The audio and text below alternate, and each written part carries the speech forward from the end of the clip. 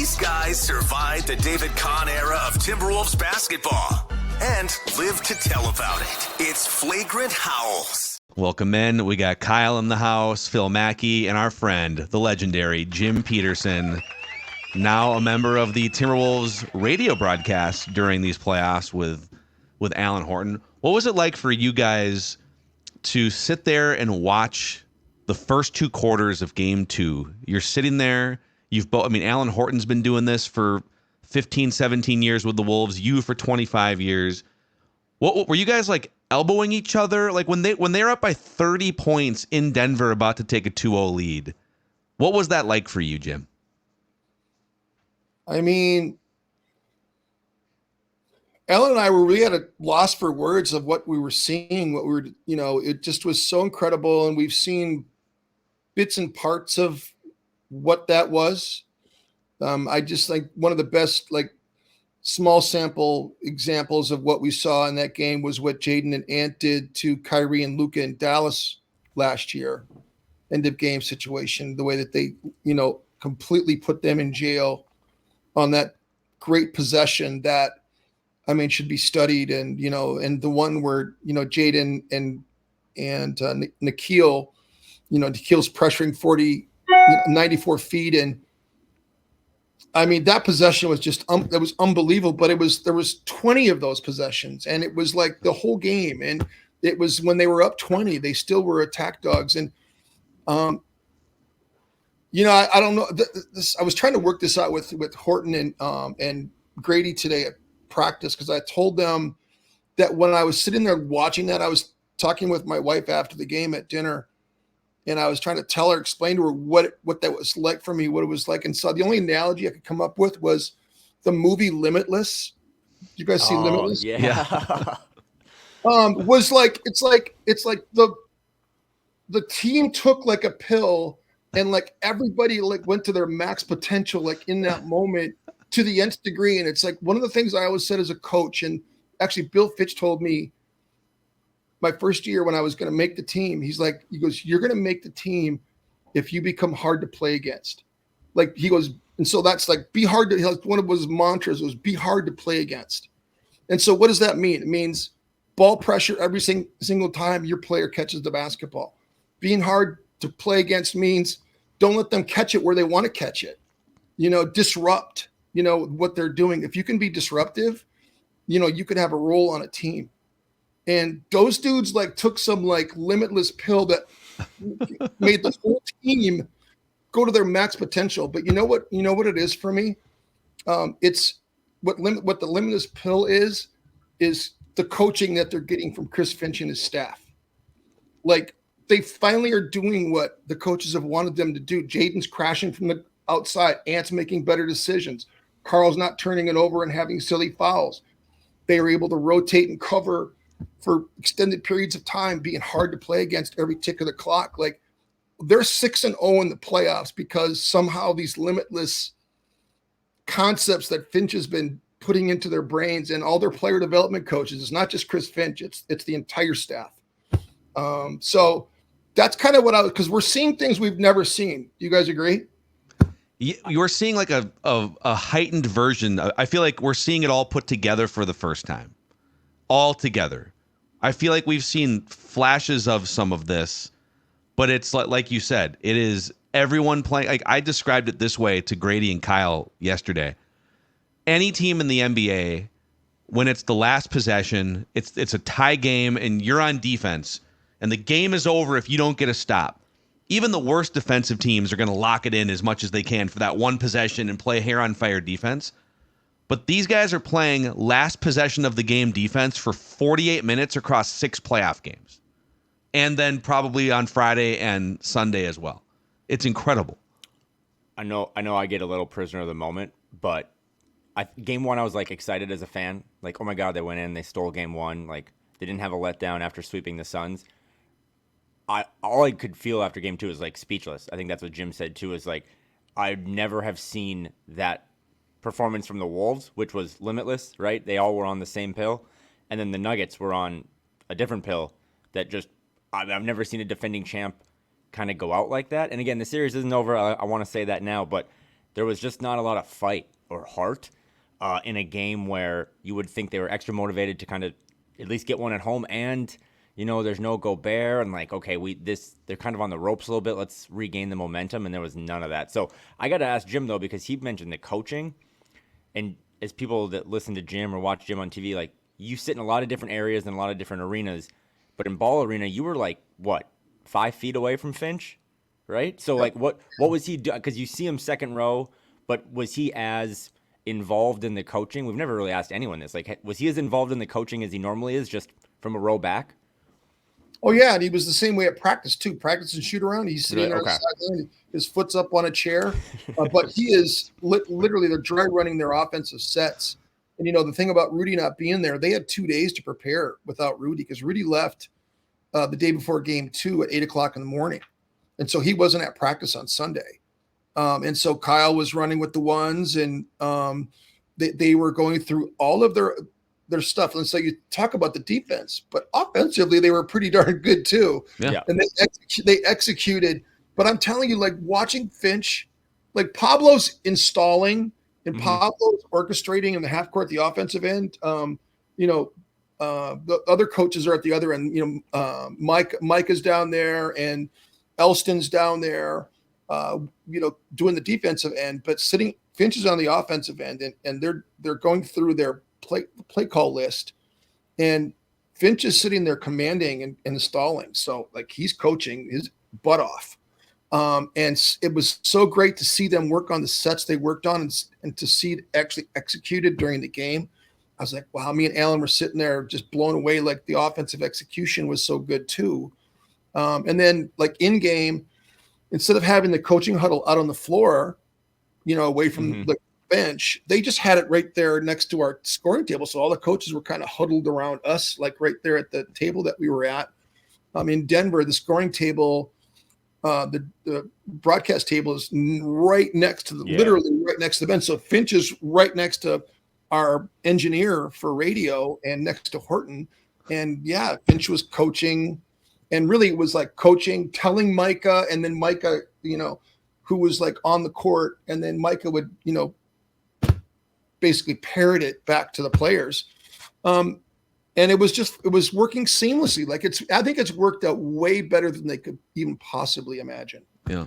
Did you, it's not related because Finch was there and Micah knew this, but I'm just kind of curious to what you thought of the first 2 games of how Micah did, because he's kind of thrown into a tough spot. And then when you were ever coaching on the Lynx as an assistant, Cheryl got probably tossed a game or 2, right? Like, did you have to get thrown in? She didn't? Okay, well, then that question goes away. Well, she got tossed once, and she got tossed once where she actually had to leave the floor. Okay. Tossed in the Western Conference Finals against Phoenix. She missed the last couple minutes, but so it was fine. I would sit. It's one of the things that I sat there. I was fearful. You got to be prepared, right? Right. Cheryl would come into coaches meetings, and she's like, if I got hit by a bus this morning, what are you going to do? Because literally that's right. What happened, right? I mean, like in Cleveland when Finchie was not able to come out and coach the game, then like that was literally happening as they were going out onto the floor. Like Micah didn't have any time to sit there and prepare. You got to be ready before that happens. And so like I would sit there and like I prepared for games. I had the same play call list that Cheryl had. I would always copy it, one that she had that we prepared for. I would copy it before every game or take a picture of it and then copy it down later.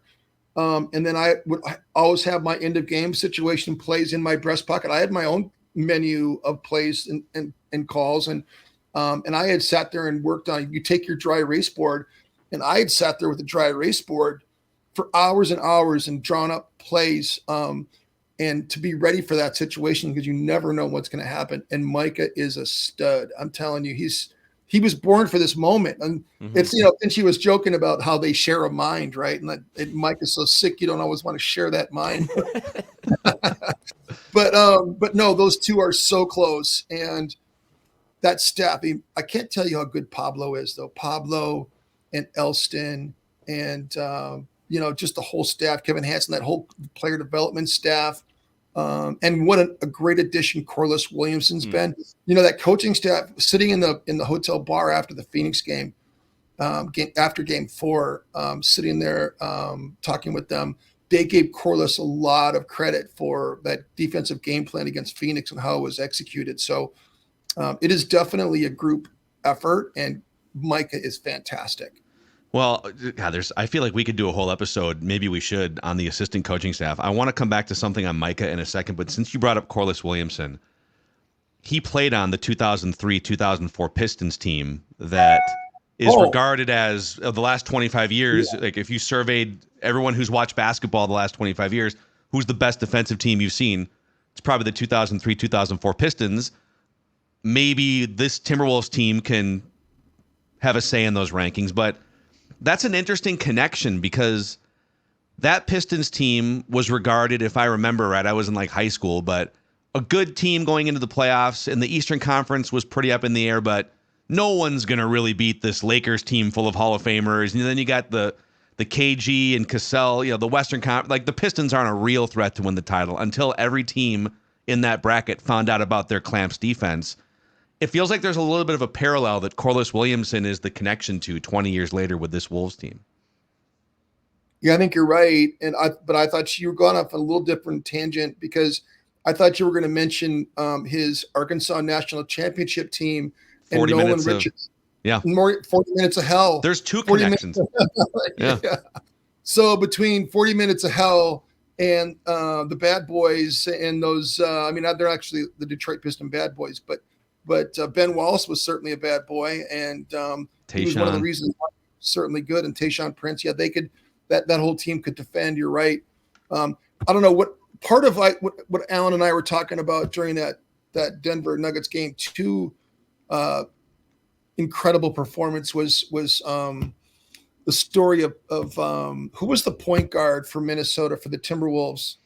Who was talking smack to Jordan and Pippen, and they decided to like give him the pit bull treatment, and they wouldn't even let him get the ball across half court. He's the kid that played at UCLA. I forget his name right now.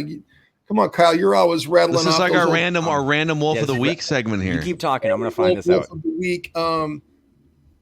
I'll figure it out. But like that's what I was thinking of. Pippen and Jordan is what I was thinking about. Because what Nikhil and Jaden were doing in that game was just reminded me of how great those two guys were. We got to find this now. I'm going to come up with that. I was just going to ask because we've never asked this before, and we've mentioned the 20. Or the It wasn't Pooh Richardson, was it? No. Just quickly, because you both were fans at the time or whatever.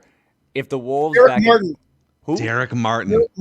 Poor Derek Martin. Yeah, look up Derek Martin talking smack to Jordan and Pippen, and them taking it personally, and they would not let Derek Martin get the ball across half court. They humiliated. It was pretty funny, actually. Yeah, Derek Martin. Oh, poor Derek Martin, man. The 1994 through 1996 Timberwolves stint there for Derek, and he came back. And he was on that 2003-2014. Right. Yeah. I forgot that Corliss Williamson was on that Pistons team from in 2004 when they win the title. So I'm just curious because I remember back. That's like my first real image. That was 20 years ago, remembering sports and the Timberwolves. If the Wolves would have gotten through the Lakers, would they have any chance against that Pistons team? We beat the Pistons twice that year. We beat that team twice. I couldn't remember, so I was asking you guys. And I really feel if Sam hadn't gotten hurt and we would have gotten past the Lakers, I think we would have beaten the Pistons. Yeah, I really do believe that because, we beat them twice, and KG was so good again. They didn't have the size to be able to deal with KG. I think Mehmet Okur was on that team, but he was more of a perimeter presence. Remember, I don't know if you guys Okur, like top of the key, yeah, for sure. 3-point shooter. He was a 3-point shooter. Like he was not a challenge for Kevin Garnett physically, but. That was one of the things we always said, man. If Sam hadn't gotten hurt and we would have gotten to the Pistons, we would have won that one. I like picking your brain because you played, but I also like picking your brain because you coach. So we're 6 games into this, and the Wolves just don't lose. So now you come home, you're up 2-0 on the champs, a team that seems pretty deflated. And even today at practice, like I didn't think the Nuggets had great quotes. They're more just like, hey, it's our job to play basketball. Not a lot of fire, but we'll see. But like Jim, as a coach, or even when you played, how do you again try to stay away from kind of letting go of the rope or getting too comfortable and keep that? I mean, desperation has been a keyword for Finch and his staff all playoffs, but how do you keep that desperation to kind of close this thing out?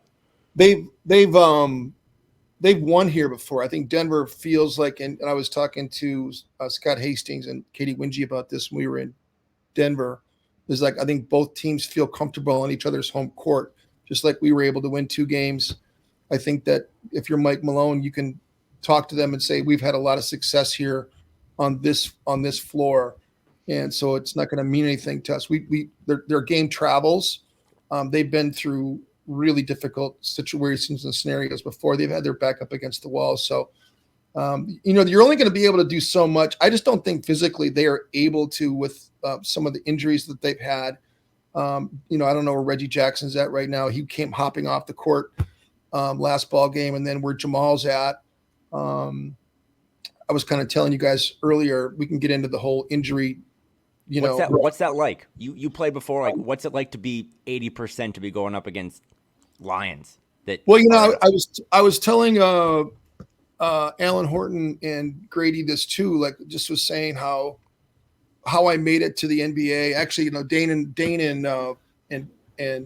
Britt and I were having beers after practice in Denver on Sunday, and I was telling them what it was like for me to make it to the league. I didn't leave myself any. I had only one direction to go because my agent basically told me when I was going to training camp. My summer job when I was at the University of Minnesota was to work for Pillsbury. I worked in grocery sales. So if I wasn't going to make it to the NBA, I was going to probably go back to Pillsbury and get a sales job. And so my agent told me, he goes, look, you can either go sell cake mix or you can go play with Akeem Olajuwon and Ralph Sampson. You got to decide what you're going to do. So I didn't want to sell cake mix. Yeah. And I was like, so I went to training camp and I was like, I basically had these 3 veteran guys in front of me and I was not going to let them beat me. So I was like super physical and I ended up just pretty much physically dominating all 3 of them. And that's why I made it. But then you fast forward 8 years through 2 ankle surgeries and 3 knee surgeries. And I'm no longer now the athlete that I was in year 1. And I remember being on the floor trying to guard Sean Kemp, and I'm like 70-80% of what I was, and I couldn't get up and down the floor, and I certainly couldn't jump like I used to. And what a difficult thing that was. And so when I'm watching Jamal Murray act out in Denver, the way he was acting out, people have been trying to wrap their mind around what possessed him to be able to do that. And I was telling Horton and Grady, and I was telling Dane and Britt in Denver before it happened, of what it was like for me, how hard it was to be in that space, that injured space of not being able to compete at the same level that these great athletes are at. So when you get hurt, if this is the baseline, when you get hurt, you go underneath that baseline. And just to get back up after when you're on the rehab circuit, to get back up there takes forever.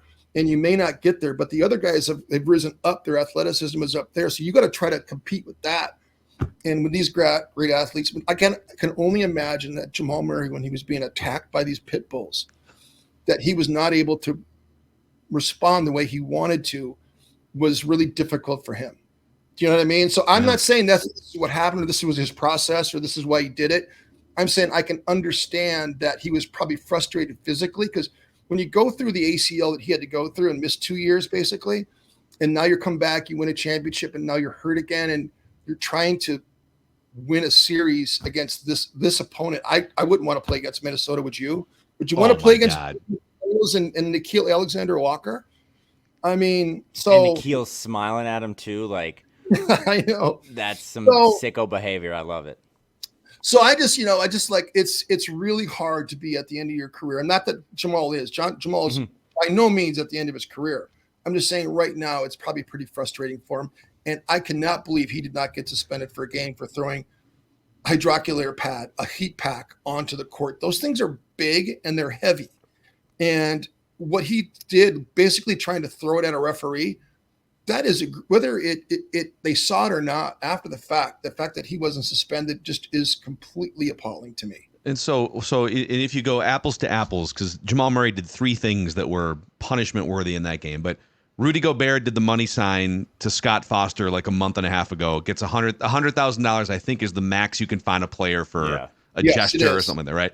So yeah, you can't find Jamal Murray $200,000. So you find him $100,000 for sort of the things that he did, but both guys did the money sign, got $100K, and then Jamal Murray winds up throwing a towel at one point, and then the heating pad. I don't know. Maybe Grady said this yesterday. Maybe the punishment is, sorry, dude, you got to play Game 3 inside Target Center. That's the punishment that we're gonna hand down to you. It was crazy though. I mean, I'm not even big on like suspensions, cancel, whatever. Like, it just, like you said, Phil, he did 3 times what Rudy did, and obviously the fine is capped, but I don't know. Well, that's just, and also too, I like him for the most part, Jamal Murray. I think he's a really fun and good player, and Jim just brought up a really good point about the frustration of being injured. But even the Denver people that cover the team really well were like, they're kind of going out like losers. So I'll be excited to see on Friday night, Game 3, if they show a little bit of extra fight to try to regain a little bit of this rope, because if not, it could go south for them pretty fast, and Sunday could be like a celebration. Yeah, Jim, what is like, putting coaching hat back on too?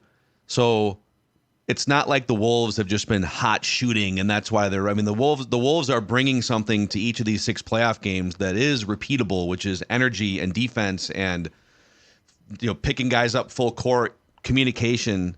It's not like they've gone 19 for 30 from 3-point range and they're just going to cool off here. So what is the adjustment, or what is, if Denver's going to get back into this thing, is it just Jokic being more Jokic? I'm going to guess Jamal Murray isn't going to be 100% with the calf strain, but like, what should the Wolves be bracing for, I guess, in games 3 and games 4? I mean, they can only go so many different ways, but I mean, you really only have to appeal to how hard they play. And can Michael Porter Jr. play harder? I think he can. I think that one of the things that's been sort of a thing for him, like if you talk to the people in Denver, is that he hasn't always played hard. He's kind of played soft. He's been sort of a soft kind of guy, but I think he has the ability to up the intensity level. He's certainly shown it at times. So, I mean, he's a really talented guy that if he catches fire, like that's what they need him to do. So they need more from him for sure. And I would never count Jokic and Jamal Murray out. Mm-hmm. Those two have the ability to play at a higher level. And, I mean, we'll have to see. I think you have to sort of implore them to be more competitive, and that's what they need to do, and to not let go of the rope. And I am firmly in the camp of seeing this team as a team that's not going to let go of the rope. They're going to compete. And I think that Ant has this right, and this Timberwolves team has the right mindset of staying humble, that no lead is safe, stay humble. And what I think is going to be the really fun part of this next 3 or 4 days is being around the energy at Target Center. I just can't wait. I mean, how many more sleeps do we have before we get to see this? Zero. Yeah. I'm not sleeping again. I'm not sleeping at all. It's constantly pre-gaming. The get-in price, if you want to sit like nosebleeds upper deck right now before fees on StubHub, I just checked before we hit these mics. It's like $350 to get in and sit nosebleeds. I've never seen anything like that for a Timberwolves game. It's incredible. You go. I just was going to say, like, in Phoenix, 30 minutes before the game, not very much energy. In Denver, 30 minutes before the game, like, not a lot of energy. It's just when the game was starting, the seats were filled, mm-hmm. but the energy wasn't as palpable as it was for me against Phoenix in games 1 and 2. Like Grady, when we were doing our show open on the floor, and that sea of white, like, and the energy, the buzz that was starting when the players came out for warmups, and that's 20 minutes on the clock, it was already buzzing and energy, and it was incredible. And that's why I say we went to Phoenix. When we go to Phoenix, they had purple shirts on the chair, and I'm like, and like only about a third of the people put the shirts on, right? But even if they had put them on, it's like a dark. They all kind of blended in, and it was a dark arena. And why not Denver, an orange out? Exactly. That's what I was saying. Like, have a like that thing that OKC did yesterday. Like, OKC goes next level, man. They go blue, white, blue, like like that's a disciplined fan base, man, for them to actually put those shirts on, and sort of go along with the bit. But what Target, we give them white shirts, and it's a wall of sound, and it's a wall of white, and I'm telling you, it makes a difference. It makes a difference. Yeah. The Timberwolves, and I was telling you guys, I was just doing an interview with KNBR with my buddy Tom Tolbert in the Bay Area. And one of the greatest experiences as a basketball fan, and Kyle, I know you're one of the biggest fans of the NBA that I know. You never saw a game during this Warriors stretch at Oracle Arena, did you? Did you ever see a game at Oracle? I did. I was down there for work a couple Aprils ago in my old job, and I was down there for one game. At Oracle? Yep, at Oracle. Not Chase. Nope, not before they moved to Chase. Okay. This must have been 3 years ago, I think. When they would do yellow outs, when they would have the yellow at Oracle Arena for a game, it was one of the most intimidating things, and it was just so grassroots and organic and beautiful and impossible to play against. When you had to play against Steph Curry and Klay Thompson at Oracle on a yellow out, it was just one of the most intimidating things. And only thing I can compare it to is Target Center when it's a whiteout with this team. At Oracle, they would have like the beautiful people in the front row had the yellow shirts on. Do you know what I mean? Like, if you sat courtside, 100%. You still embraced the shirts. That was cool. Selfish plug, Phil, but I'm coming back. I'm staying downtown all weekend where Dane and I are doing a couple of live shows at breweries. I know all the bars around Target Center have like banded together and are doing something. So it's like 12 of the bars, basically any bar pretty much within a half mile of Target Center is doing a watch party. I think the 48, 72 hours starting Friday morning, even Thursday night, it's going to be awesome. And it's obviously, you guys know, it's like well-deserved, right? A lot of people haven't, like, the last time the Wolves were good, we joke, was on MySpace days. Like, you haven't had this community or this way to connect with fans. And I hope they got to block off streets downtown. Like, I hope it's just chaos, and everyone deserves to have a big party and watch this team that's playing the best basketball right now in the league. How about this too? Like, we check the podcast ranking chart. So in the top 20 national basketball Apple rankings this morning, 3 Timberwolves centric podcasts, including this one. Thank you guys. Dane, and then Locked On Wolves, and then KG's podcast is also top 15. So of the top 20 basketball podcasts in America during these playoffs, 4 of them are 3 are specifically Timberwolves, and then 1 is Kevin Garnett talking Timberwolves on a regular basis. It's amazing. Well, let me ask you. I mean, I've said this all the time, and I get ridiculed. I think I made Common's preposterous statement. Oh, congratulations! Congrats. 1 year saying that Minnesota is a basketball state. Yeah, I think I made it on the list for saying that Minnesota is a basketball state, and I still maintain it. I still maintain that this state, the people here are really smart about basketball. They know the game. They love the game. And if Minnesota teams win, they're going to follow it. And I think that proves it. The fact that they want to consume and listen to Dane's podcast and consume the sort of all of the Timberwolves content, and he does a great job of getting into the weeds of like the strategy of all of it. And Kyle, you go there with him, and it's great. And the way that he does it with all the beat writers and incorporates all of them.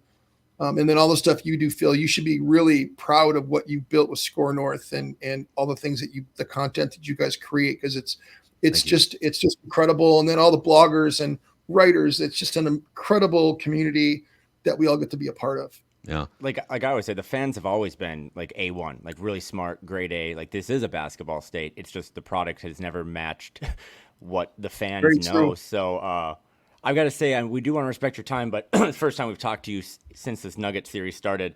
Really high-level question for me. Game 1, Ant scores 43 points. It was a religious experience to me. What's it like, man? I asked Grady yesterday, like, is this the most fun you've ever had calling games? And he went through his history of where he's been and some of the guys he's covered and stuff. But just watching this 22-year-old ascend on the court and be the best player on the court against Nikola Jokic, and then what he does post-game and how he is with Carl or all his teammates, just what's it like covering Anthony Edwards? People were asking me, like, do we have to go through the pain of having to lose first, to lose to the Nuggets again and then try to learn from it. And then, sort of like there's a rite of passage here or something. And the only thing I can compare it to is like actually having lived it myself was playing with Hakeem Olajuwon of playing with a guy that is from Africa, doesn't really buy into the culture or whatever. Like all he knows is what he is entitled to is what he can go and get. Mm-hmm. And so to play with a dude who we beat the Lakers in the Western Conference Finals 4-1, like he didn't have to defer to Magic Johnson or Kareem Abdul-Jabbar. He wanted it now. We went to the finals our second year in the league together. Ralph Sampson was in his third year. And so these, he just went and took it. The way that he would dominate all these great players in the league, we would kick the Celtics in the butt. We kicked the Lakers in the tail. Julius Erving, he didn't care about any of that. And that's what Anthony Edwards is like. He doesn't care. And so he gives this team a backbone. Ralph Sampson, there are a lot of parallels. Ralph was a great player. Ralph was a 3-time college player of the year. I mean, not many guys, I don't think any other player's ever done that. Ralph Sampson was a lot like Karl Anthony Towns.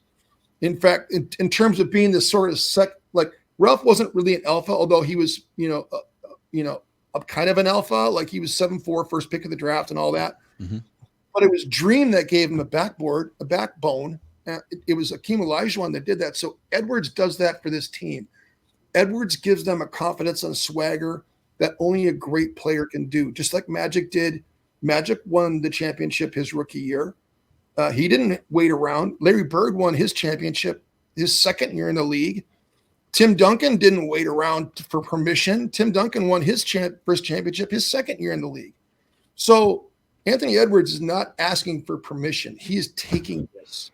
That's a great way to put it. Well put it. Yeah. That's what I love. That's what I love about this dude, man. He is taking it by the throat, and his playoff record speaks for itself. And that's what it's like for me.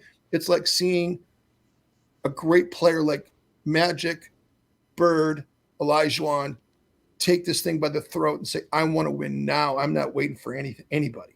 Yeah. God, Jim Petersen. Yeah, Jesus. Jim Petersen. Can we tip it off right now? Come on. No, I need a couple beers first. We got to pregame a little bit, but we'll get ready. You can find it's gonna be crazy. It's going to be wild. You can find Jim Pete on the Timberwolves radio network with Alan Horton throughout these playoffs, and right here on Flagrant Howls as well. So we always love our conversations with you, Jim. Jim and I are going to be in the same building 3 consecutive nights here this weekend. It's going to be a lot of Jim Pete, Phil Mackey bonding here. Very excited. But enjoy. Yeah, I'm excited. I'm excited for all of us, man. Seriously, we all deserve it, and it's great to share it with you guys. Just like I was thanking Alan Horton for, he didn't have to, sign on for me to come and do games with him, but we've done it a lot in the past, and he signed up. The Wolves were up for it, and I'm just so grateful to be a part of it. I'm also grateful to be a part of SKOR North and Flagrant Howls and what you guys do here, and I know Grady feels the same way. So this is great. Let's enjoy this. Hey, I also really loved what Michael was saying too about, I was there in 2003, 04, and if I would have known we weren't going to come back here for 20 years, I would have enjoyed it a little bit more myself. I thought that was a great point by Grady. So let's enjoy this. You know what I mean? We need to go out and have beers and enjoy this and have camaraderie and let's celebrate. I wish we knew more like Europeans when they go out, they can sing songs and all that stuff. Right. We're bad at that. Yeah. We're bad at that, man. Like we need some better. Go to a Minnesota United game and steal some of their songs and chants, I guess. I'm excited. Okay. Awesome, Thank man. you, sir. Jim Petersen. We'll talk to you soon. Kyle, we're gonna keep it here. Couple things before we say goodbye on this episode of Flagrant Howls. Let me get a tissue. Hold on. He's the best. Just dude, we have Grady and Jim Pete just hey, talking on this podcast. I'm not right? good at this. I still struggle with confidence and stuff, but we can't talk about stats and offensive rating and stuff and also not be like, this podcast was the 11th most popular basketball podcast in the country, and it's thank you guys. I don't know if it's because of us, but having Grady and Jim and all the people we've had on, and Kilby, who is a recurring guest, it's been a lot of fun, and I know you and I do it for the same reason, but there's so many. I think I've done 29 podcasts since the regular season ended. I just hope people listening to this are taking up Grady's advice and Jim's advice to just enjoy this. I mean, really, this next weekend, I've seen a lot of fearlessness now of just not getting too ahead of your skis. Just embrace it. Like, you're up 2-0, you have the advantage. We've literally prayed for times like this. So Yeah. that was my it. I can't wait for Friday night. And Oh, shit. there's still like 15% of my Wolves PTSD. It's like Yep, Jokic is going same to be here. like a 12-0 run by the Nuggets to start the game or something. But it's going to be wild. And yeah, it's cool that a bunch of the bars downtown Minneapolis Yeah, for are sure. banding together to do watch parties, because not everyone can get in the building. And even if you were going to buy a ticket, not everyone wants to pay $400 to sit in the top row of the upper deck. So the fact that people can still come downtown and soak it in is going to be just wild here. So I still feel the same way the Wolves do, which is like respect for the opponent. This is no, like, the Nuggets are no joke. Like, you punk them, and they've had a week now, 4 days to put together some sort of plan. The Suns felt a little quitty to me, like a little bit 5 guys, They've 5 never cabs. done it, right? Like they're just all kind of colleagues, I guess, versus like a Yeah. family. But I firmly expect the Nuggets to win a game this week. 100%. I do. And if the Wolves sweep them, we're going to have another conversation about this just being a completely different type of team, because I didn't think they would sweep the Suns. And again, like, gentleman's sweep is just kind of what happens. One team tries really extra hard in a game to eliminate the embarrassment of what happens in the offseason if you get swept. Yeah. So I think Denver will take a game this weekend, and if they don't, they're going to have a hell of a summer, and I'm going to have a hell of a weekend. So It's going to be okay. Couple things before we wrap. We did a pretty deep dive. This is the second flagrant howls of the day. Judd and I saw the Rudy Gobert Defensive Player of the Year thing, and so we should at least touch on that and give Rudy some extra love. But I want to throw something at you about Rudy. So again, like, that trade was clowned by everyone. This is the worst trade in NBA history, this, that. And even as he gets the Defensive Player of the Year award, I guess my point is, it has never felt like he gets the credit he deserves for being as impactful as he is on the court. And it's in large part because a lot of the things that he does to impact winning are not sexy things that you want to put on Thursday night TNT primetime matchups. You're not really advertising like, tonight on TNT, watch Rudy Gobert chase guards out of the lane without actually blocking shots. Like, it's really nuanced, but coming up next. So I decided can we quantify how great he has been, not only with the Timberwolves this year, but just like in the last 8 years that he has won the 4 Defensive Player of the Year awards. So I believe there's some advanced metrics that I do believe hold some water. I think, like, there's better ways to measure performance, Kyle, than just points per game and scoring percentage. Yeah. And so this isn't a perfect metric, but win shares tends to at least be an all-encompassing metric that it's like win shares over the course of NBA time tell you that Michael Jordan, Kareem Abdul-Jabbar, and LeBron James are the 3 best players. Like, it's in line with what you see with your eyes. So this year, NBA win shares, Nikola Jokic, number 1. Shai Gilgeous-Alexander, number 2. Giannis, number 3. Sabonis, 4, by the way. Another highly underrated player in a market that no one talks about. Luka Doncic, 5. Anthony Davis, 6. Rudy Gobert, 7th in the NBA in total win shares. If you go back the last 8 years, so since he won his first Defensive Player of the Year award and has become one of the most impactful players in the game, the last 8 years, win share rankings, Nikola Jokic, number 1. Giannis, number 2. James Harden, regular season James Harden, number 3. Rudy Gobert, number 4. The 4th most win shares of any player in the league the last 8 years. But no one talks about him on that level. That's my beef. The thing I liked, I don't stamp that. Like, that was everything you said was perfect. They don't make a lot of Rudy Gobert TikToks like they do Ant, right? That's not like you said, watch him defend this screen or chase a guy around the perimeter. Watch him set this clamp screen so Mike Conley can come around on a curl and hit a 3-pointer at the top of the key, right? And he does get clowned a lot. Carl gets clowned a lot too. I imagine the response is always publicly, like, I'm not really on social media. That's not really true a lot of times. Like, these guys are on it or are connected to it. So I imagine after a while, it's got to just, I don't know, man. Like, there's a couple people in the YouTube comments that don't always love me, but it does kind of take a toll after a while. But the thing for Rudy that stood out today from accepting his 4th Defensive Player of the Year award was seeing every single teammate on an that was an early press conference, by the way, like 9:30 a.m. I wasn't even up on the West Coast. So I kind of wake up and all of a sudden, like, there's everyone on his team there. And then he told Krasinski, like, what does this mean and all this stuff, that he found a home. I mean, that man was very comfortable just spending the rest of his life living in Utah. And for him to kind of call Minnesota home, it just kind of reinforces what a lot of us thought that first year. Because the first year of the Rudy Gobert experience, the trade was not that good. It did not meet expectations. And now you've exceeded expectations in my mind. But I think a lot of that just has to do with being more comfortable with his teammates, the organization. If you're listening to this and you've ever worked anywhere for 8 or 9 years and then you move to a different state and a new job, I imagine that first 6 to 12 months it's clunky. And I thought how Rudy Gobert played last year was kind of clunky. So I'm just really happy for him because, again, I've embraced defense so much as like a fan. Like, I think it's fun to watch teams play, elite defense. Like people liked watching the Warriors with KD play elite offense. Like they had a death lineup. The Wolves, they have a couple death defensive lineups. Yeah, Jaden, Carl, and Rudy or something. Like it's just all this size and this death lineup on defense. So I'm really happy for him. And I mean, too, I've been pulling receipts and I've been petty at times too. But even I and you were both like, man, that's a weird trade to make in the moment. Did you overpay and stuff? And we were even a little not down on it, just kind of questioning. And it goes back to Tim Connolly's vision and just the hard work Rudy's put in to kind of embrace his teammates and the teammates embracing him. And, Rudy Gobert doesn't win a Defensive Player of the Year award if his teammates on the perimeter are bad.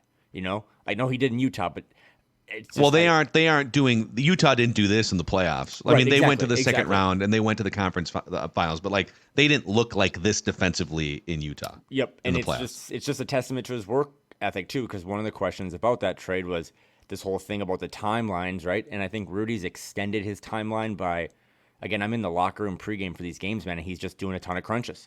And if I had to go play NBA defense for 48 minutes, the last thing I would just be like carb loading. Like I would do the opposite. So for him to put as much care and time into his body, and then, a little credit to Ant on this too, but for Ant to speed up his timeline, all those ingredients have made this, I mean, this is, right? Like the only way to describe what we're experiencing is special. Yeah. And Grady said it, and Jim said it, and I've said it, and Brett said it, and you said it. Nothing's guaranteed moving forward. So embrace this special moment. Today was a special day for Rudy. It's been a special week.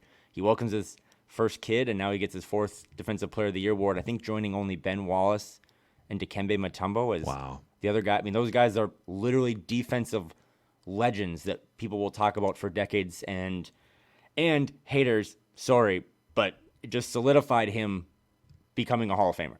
Oh, like, he's you don't think a Rudy lock. Gobert is making the Hall of Fame? You got to go look who's in the Hall of Fame. Yeah, because he's I'm a lock. 12. I'm actually 9 spots on the podcast rankings away from getting in there myself. So Rudy Gobert is going to be a first ballot Hall of Famer, and today just kind of added to that trophy room. One more thing because you have a big important A-job meeting here in a few minutes, but when I get a text from Kyle that says, "Is there a place you trust that shows market size rankings?" We should talk about this. So I don't even know what you want to talk about. I have a feeling, but why are you researching market size rankings? Because I have a take, and it's that. Well, first of all, I wanted to back up this take, but my take was Minnesota. Again, it's Minnesota. It's the Minnesota Vikings, the Minnesota Twins, the Minnesota Lynx, the Minnesota Timberwolves, not Minneapolis, but they refer to it as a small market. And I've never really thought that's true, but with players leaving and not signing here and just all this stuff and the lack of coverage, for the most part, it's kind of been true. But then I wanted to look it up and see actually the rankings, because part of my take was, hey, maybe just all the teams have sucked. Not the Lynx. They've been awesome. But like, do the Minnesota teams not get coverage because for most part they kind of suck? And now like the Vikings when they were good, or football's a little different. But this Timberwolves team now is on the A block of First Take and Pardon the Interruption and all these shows. So I just wanted to go look it up. And then there was also some talk today too about from some Denver people being like, oh, Anthony Edwards, I don't know if he's going to stay there the whole time. Small market. Dude, my head popped off a couple days ago on a Flagrant Howls episode.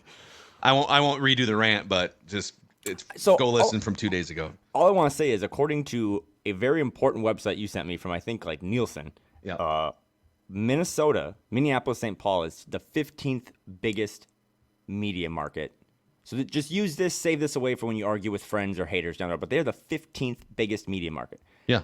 That is ahead of Denver.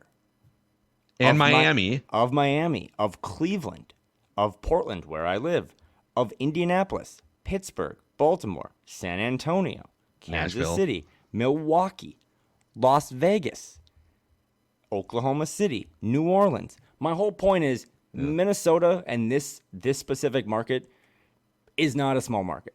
And we no longer need to worry about, I think good players want to play on good teams with good fan bases. And I can't speak as specifically to the Vikings or the Twins or any other team, but the Timberwolves have the best of the best fans. And right now, one of the best teams. So I'm sorry that the lazy national narrative is that, well, he's probably not going to stay there. As Jim just said before we let him go, this kid's just different. He's not going to wait in line at the DMV. He's just going to walk up and get his ID and get out of there. Anthony Edwards doesn't have to do what all those other people did to go to big cities to get the coverage, because he's leading SportsCenter, ESPN, TikTok, social media. Like, he is everywhere, and he resides in Minneapolis, and I am so proud of that. Yeah, it's great. It's very sentimental of you, Kyle. But just think of if Anthony Edwards were to go to New York, right? Where it's all these New York media members they always get, they dim the lights and get all excited if they can maybe talk about stealing an athlete from a smaller market, saving them from the podunk cities of America and bring them to the vaunted New York Knicks franchise that hasn't won a championship in 51 years, that's been to the playoffs 7 times since 2022, the same amount as the Timberwolves. That's been beyond the first round 3 different times since 2002. Like, I'm here just to wrap this point, just to even further drive it home that you don't need to be in LA or New York to be relevant, to have national commercials, to star in movies, to get a shoe deal that's wildly popular, to have more Instagram followers than the entire New York Knicks starting lineup. Just throwing out some examples, right? I'm going to ask you a few questions. Who is the most popular, best football player in America the last 5 years? Patrick Mahomes. Market 34. Who is the most popular and best basketball player of the last 20 years? LeBron James. Yeah, spent most of his career in market 19. I mean, what are we doing here? I could give you a million other examples too. Giannis, you could look at the Mount Rushmore of the best players in the NBA right now, the most popular. Jokic, smaller market than Minnesota. Giannis, smaller market than Minnesota. In fact, I started this list on Twitter the other day. We should make a list of all the players in podunk markets that we need to save and get to the Lakers or the Knicks. And I don't care if they have to fill out bench spots with Damian Lillard because, hey, we just have to stash players on the Knicks to save you from Milwaukee and Portland. Let's start making a list. Shai Gilgeous-Alexander, got to get his ass out of Oklahoma City. Can't possibly be pop. Kevin Durant, Devin Booker in Phoenix. You're in the desert. That's nowhere near a top market, right? Get those guys out. Get them to the Lakers. It's absurd, dude. Anthony Edwards has 5 times as many Instagram followers as Jalen Brunson. Brunson's been on the Knicks for 2 years, like scoring 40 points a game in the playoffs. So it's the dumbest, laziest argument. Is there a chance at some point that he could go to a different franchise? Of course, but KG stayed for 12 years.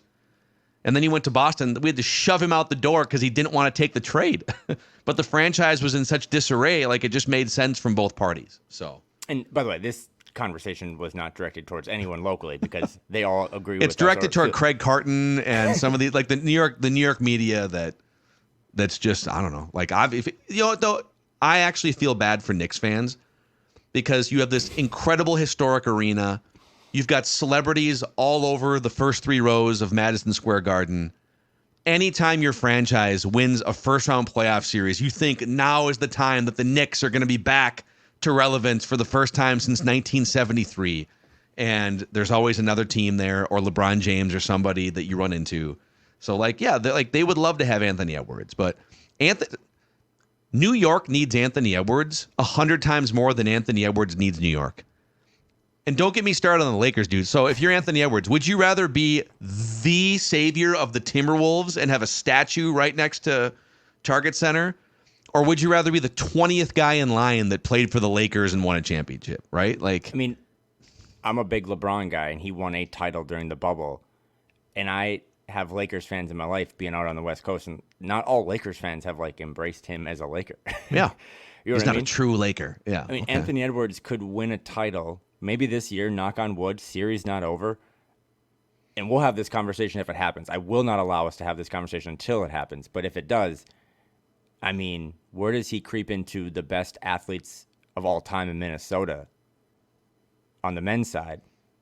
Man, And we should. Is that's it, a great is it, talk. Is it Well, already, Kirby Puckett is like cemented for a Sure, generation for or sure. 2 generations. But I mean, and like Kevin Garnett, I he almost passes got a KG, 21 doesn't he? tattoo a while ago, and like if he wins the title, he passes KG at 22. And I love Kevin Garnett, but like I mean, so I'm glad we had that. It felt good to get that off our chest. But let's bring it back and close it out. I know we're gonna be doing recaps after games and stuff, but again, if you are in or around the city this weekend in the state, even if you can't make it and you got to go to another, I mean, I've seen so many bar photos from all over the Midwest that are Nas Reed towels hanging and stuff. So it's my last, like, enjoy it, because we have all sat through so many years of, you know, I told Dane this the other day, Phil, the lottery's next week. Bet you didn't know that. Doesn't matter. Like, you worry about your ping pong balls. Just slot the Timberwolves in to pick 26, 27, or God forbid, pick 30. We have done in the history of the Mackey and Judd show, we have done several live lottery watch parties before. Yeah. We will, I'll do that from my man cave or something. But no, this is cool. I'm so happy for the fans. I'm so happy for all the people that work for the organization, for this team. And business is not done. They had such an impressive showing, I thought, in Game 4 against Phoenix. I expected a letdown in Game 1 because that's just kind of what happens. And they took it up another level. I expected an even bigger letdown in Game 2 because they got one. And they leveled up again. So if Jim is onto something with this Limitless pill, Friday night, Nas gets his 6th Man of the Year award. Mike Conley gets his Teammate of the Year award. Rudy Gobert gets his, I mean, they're going to have to delay that tip by 30 minutes. He gets his Defensive Player of the Year award. We'll have all sorts of owners on hand. New York has Spike Lee. Minnesota has Craig Kilborn. I'm sure he'll be there. So it's going to be wild at Target Center at 8:30 on Friday night. Amen. Thank you guys for making Flagrant Howls what it is. For Kyle, for Jim Petersen, even for Grady, the newest contributor to Flagrant Howls, and the sports dad, Judd Zolgad, producer Ross. Thank you guys. This is a Timberwolves lifestyle podcast.